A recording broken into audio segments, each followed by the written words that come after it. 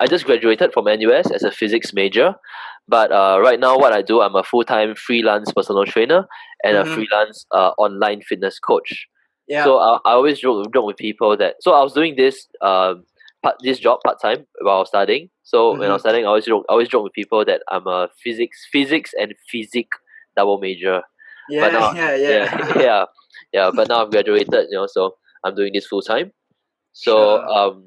yeah, just working on my business during this whole COVID period. Yep. Yeah, that's great. That's great. Mm. So, actually, Nicholas, what made you choose entrepreneurship over something safer? I mean, you could have gotten a job, any job, but you chose to do this. Okay, yeah, I get this question a lot, including from my parents. So yeah, the main reason why I chose it is because like I enjoy doing this. Like I really really enjoy it. Like because I myself I got an online coach before. I was trained by a world class bodybuilding coach, a fitness coach, fitness expert, and I really benefited from it. So I thought during my time of studies, okay, why not? I could help my friends, for just a very cheap price. I could help them Mm-hmm. change their lives. I could spread my Mm, passion mm, for mm, for mm. fitness, for gym work. So that's why I started it, and I realized as I after I graduated, I realized okay, this part time job can be is scalable. I'm able to convert it to a more full time stream of income. Yeah. By just devoting more time towards it, and so because it's something that I like, something that is also very easy for me because once you've been in this industry for a long time, and because once you've learned how to train properly, eat properly, teach people all Mm-hmm. these things, Mm-hmm. the job becomes very simple. So it is both very easy and enjoyable for me, and it also makes me very happy to transform people's lives, and that's why I chose it. Yeah, thanks. Thanks so much for sharing that, Nicholas. That's really interesting what you say about actually liking this idea of being self-employed and being an entrepreneur. Actually, for you, what do you think is difficult about this journey? So just now you did mention about your parents' perception, your friends. I Yeah. mean, what is difficult for you? Okay, I think the number one difficulty for this self entrepreneur roads, Mm-hmm. is self motivation. Is basically the drive because, like you can have a certain amount of clients. For example, if you're doing a service like me, you're trading your time for a service, Mm-hmm. doing personal training or online coaching. Mm-hmm. Um, the thing is that it's very tempting to just stagnate and to just not do things to improve your sales or to like, improve your business or to improve your marketability. It's very easy to be satisfied with the amount you're making and say, okay, I'll just stop here.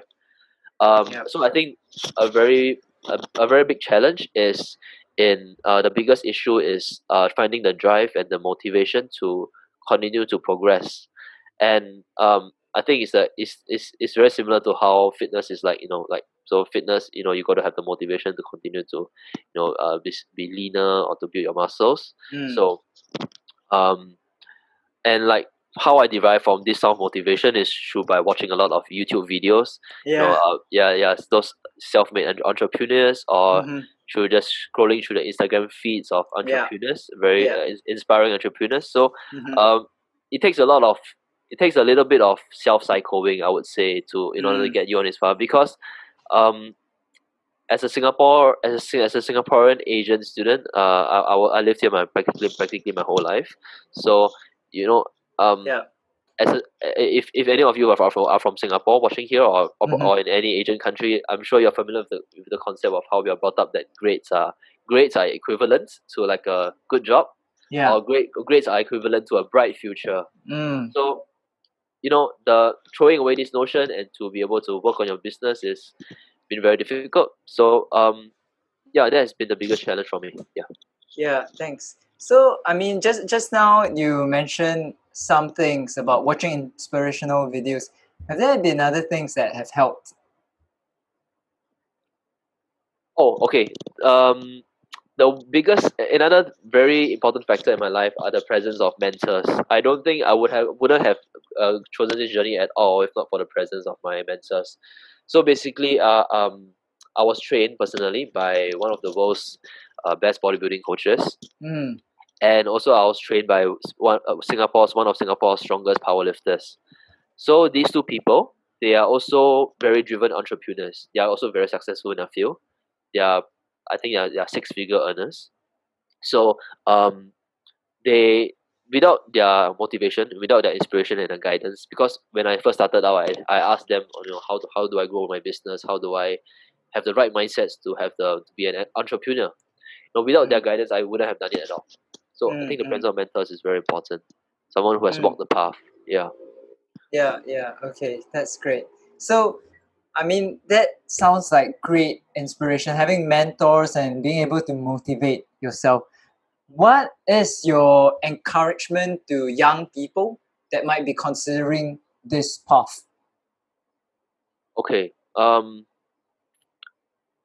If you've read Napoleon Hill's Think and Grow Rich, Yeah, he yeah. says that, like, if you want to be successful at anything in life, okay, if you really want something really really badly, don't don't stick one foot in it and then have the other foot in another thing. Mm, Okay, so basically, if you want to be be a self-made entrepreneur, you want to run your own business, um just throw everything you have at it. You guys got to throw all your beliefs at it, throw your entire your life around it. yeah, So you can just basically devote your entire time towards it. So I'm not saying that you should immediately throw away your 9 to 5 job, or yeah. you just like abandon your studies just to start entrepreneurship. In fact, that would be a really stupid move. So Mm, um, what I mean is, during the time that you have, during the free time that you have, you don't spend it on certain useless activities. Well, useless activities, I mean, maybe through like playing games or social media, stuff like that. So yeah, yeah. yeah, so for, like, I think there's this saying that goes, it's quite popular on Instagram. If you follow all those trending entrepreneur Instagram accounts, so there's Yeah. this saying that goes, the 9 to 5 pays the bills, and then the 5 to 10 pays for the dream. Mm, Yeah, so you can be comfortable with your 9 to 5 and love it, and there's nothing mm-hmm. wrong with that. But of Yeah. course, if you want to have if you dream for yourself, if you want to build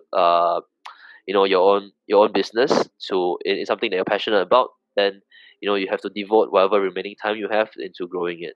Mm, mm. Yeah, so that would be my encouragement to aspiring entrepreneurs. Yeah. Yeah. Thank you. Thanks so much. So that idea of focus and also about pursuing one's dream. Before we ended, was there anything else that you wanted to add, Nicholas?